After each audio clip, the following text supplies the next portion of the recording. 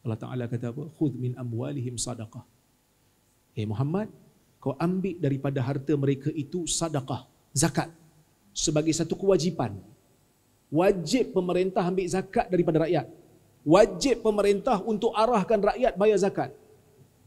Dalam Quran Allah Ta'ala sebut wa fi amwalihim haqqun lis-sa'ili wal mahrum. Sikit lagi. Saya tengok macam dah gelap nampak. Sikit lagi. Kadang-kadang saya sebut dekat Aizat ni, saya kata saya nak cakap apa hari ni kan. Tapi bila dapat mikrofon saya lupa diri. Banyak sangat benda nak cakap. Allah Ta'ala sebut dalam Quran lagi, Allah Ta'ala kata di dalam harta orang-orang kaya itu terdapat hak bagi orang miskin yang meminta dan orang miskin yang tidak meminta-minta.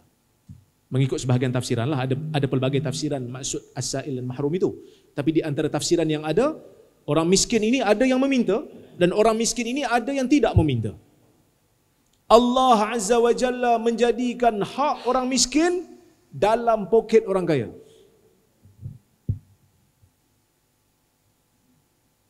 Kita berhak bertanya, kenapa Allah Ta'ala jadikan rezeki orang miskin di dalam poket saya? Apa perlu ada dalam poket saya? Katalah kita ada gajian setiap bulan. Kita kira gajian, ada zakat yang perlu dibayar. Zakatnya 2.5%, 2.5% daripada keseluruhan. So daripada banyak gaji-gaji yang ada, kita perlu bayar sedikitlah. Kalau di Indonesia ni, saya suka datang Indonesia kerana saya jadi jutawan. Bila saya tukar duit, juta-juta saya dapat. Jadi, katalah kita kena bayar zakat berapa Pak biasa bayar zakat? Jumlahnya berapa? Tu tak nak bagi tahu gaji tu. Biasa bagi satu nombor, bagi satu amount. 50 juta, boleh? 250,000, kita ambil 250,000. Dalam poket kita ada 250,000 rupiah harta orang miskin yang perlu kita serahkan. Ada kalanya kita rasa 250,000, besar sekali jumlahnya. Sebab saya dulu kerja pejabat zakat, saya tahu. Bila kita kira-kira, Pakcik, tahun ni Pakcik tak wajib bayar zakat. Dia pun kata, Alhamdulillah. Sepatutnya dia kena sedih lah sebab tahun tu rukun Islam dia berkurang kan. Tapi kebiasaan manusia ada sifat syuh. Bukhul tu masih ada kan, bakhil tu masih ada. Bila kata, Pakcik tak wajib bayar zakat tahun ni, haul terputus. Alhamdulillah. Dia pun balik. Kan? Kami ambil zakat, dulu masa tu saya ambil zakat. Kami ambil zakat tak boleh ambil lebih. Dia bagi katalah dia kena bayar zakat RM90. Dia bagi RM100. Satu keping RM100. Datang pagi-pagi. Kita tak ada duit tukaran. Duit pecah tak ada, duit kecil tak ada. Kita pun kata Pakcik tunggu kejap RM10. Dia tunggu. Dia tak ada kata tak apalah RM10 tu saya halalkan. Dia tunggu. 50 sen pun dia tunggu. Untuk dia ambil semula baki tu, jangan ambil lebih. Kami tak boleh ambil lebih. Sebab Allah Ta'ala, sebab Nabi kata apa? Iyyaka wa kara'a wa iyyakum wa kara'ima amwalin nas. Hati-hati kamu dengan harta manusia yang baik ni, kamu jangan ambil lebih. Baik, Allah Ta'ala jadikan ada hak orang lain dalam poket kita. Untuk apa? Kerana ekonomi Islam bukan hanya sekadar untuk buat untung. Ekonomi Islam bukan hanya sekadar untuk mengurus kewangan. Ekonomi Islam ialah ekonomi yang didatari dengan sifat kemanusiaan. Itu ekonomi Islam. Itu ekonomi Islam. Zakat sebagai salah satu daripada mawarid daulah, sumber keuangan negara. Kami di KUIPS memang bergerak dengan duit zakat. Biasiswa 90% kepada pelajar. Biaya daripada biaya zakat. Allah Azza wa Jalla menjadikan sebahagian daripada harta yang ada dalam poket orang kaya itu hak orang miskin supaya ada interaksi di antara orang kaya dan orang miskin. Supaya ada interaksi. Orang kaya bila nak bayar zakat cari orang miskin. Mana orang miskin? Saya pernah bawa satu orang kaya di Kuala Lumpur. Dia kata, Pak Ustaz, saya nak bayar zakat. Saya kata boleh.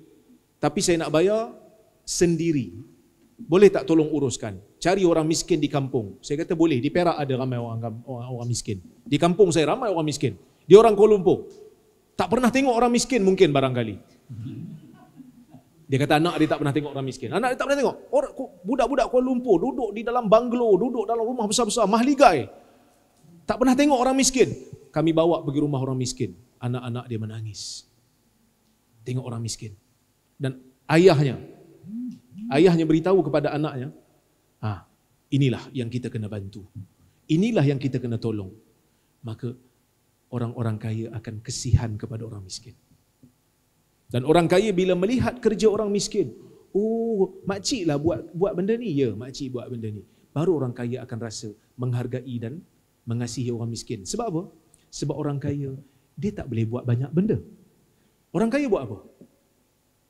Orang kaya meeting. Itulah orang kaya. Meeting daripada pagi sampai malam meeting. Betul? Itu orang kaya. Orang kaya tak tahu tangkap ikan. Orang kaya tak tahu tanam padi. Orang kaya tak tahu tanam cili, tak tahu. Siapa yang tanam? Orang miskin. Siapa tanam kopi? Orang miskin. Siapa yang buat ikan kering, ikan masin? Orang miskin. Sehingga kan apabila orang kaya duduk di tempat untuk makan, ikannya dicari oleh orang miskin. Nasinya ditanam oleh orang miskin. Sambal apa? Tadi yang hijau tadi? Ibu Novic. Sambal Minang, sambal belado. Sambal belado pun, cili tu pun ditanam oleh orang miskin. Minyak yang dia buang tu pun, yang dia tak mau makan minyak tu, dia kata minyak ni menggemukkan kan. Minyak tu pun, ladang kelapa sawit itu dikait dan diambil oleh orang miskin. Jadi di mana sombongnya orang kaya itu? Dan orang kaya perlu muhasabah diri. Aku kaya, sebenarnya kehidupan aku diuruskan oleh orang miskin.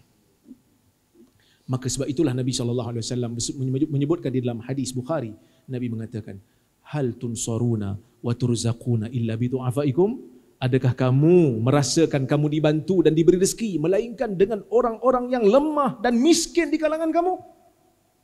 Menjadikan kita rasa, betul lah, kita tak boleh sombong. Itulah ekonomi Islam. Ekonomi yang ada interaction di antara orang kaya dan orang miskin. Orang kaya melihat orang miskin, kesihan. Dan orang miskin melihat orang kaya, dia rasa sayang. Sebab dia kaya, dia bantu kita. Ya Allah, murahkanlah rezekinya supaya lagi banyak dia beri pada kami. Tapi kalau orang kaya tak peduli dengan orang miskin tengok daripada jauh, tak guna punya orang kaya. Belum cukup bulan, rumah orang kaya pun dipecah, dicurinya. Itu bukan ekonomi Islam. Maka sebab itu, ibu-ibu dan bapa-bapa sekalian, kita kena banyak menggali makna-makna yang besar dalam Al-Quran ini. Itu sebuah sedikitlah yang boleh saya kongsikan.